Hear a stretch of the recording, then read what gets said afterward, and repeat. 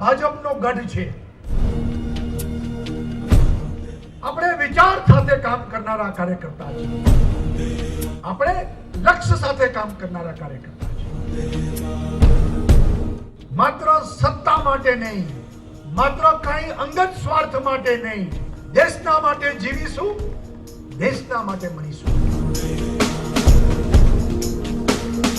હમ દિન ચાર રહે ના રહે, માં તેરા વૈભવ અમર રહે. આ પ્રકારના ભાવ સાથે કામ કરનારા આપણે કાર્યકર્તા છીએ. ભારતીય જનતા પાર્ટી પાસે નેતા છે, નીતિ છે, નિયત પણ ચોખ્ખી છે. અને પ્રજા જાણે છે કે ભાજપના લોકો બોલે છે, કરે છે દેશ હિત પહેલા. અંગત કોઈ એજન્ડા જ નથી આપણો. માત્ર ને માત્ર દેશ અને સમાજ માટે કામ કરનારી પાર્ટી એટલે ભારતીય જનતા પાર્ટી.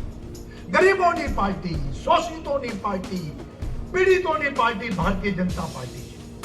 એ પ્રકારે યુવા મોરચાના કાર્યકર્તાની ટોળીઓ કમળ નિશાનને ભારતીય જનતા પાર્ટીને આગળ ને આગળ વધારે, ભારતીય જનતા પાર્ટીને આવનારું નેતૃત્વ.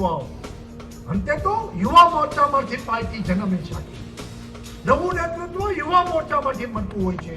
તો આ પ્રકારનું નેતૃત્વ મોટું થાય અને આપણે સૌ સાથે મળીને સમાજના સુખે સુખી, સમાજના દુખે દુખી એ રીતે ગુજરાતમાં કામ કરીએ અને ગુજરાત ભારતીય જનતા પાર્ટીને એક બેકબોન બનીને યુવા મોરચો કામ કરશે.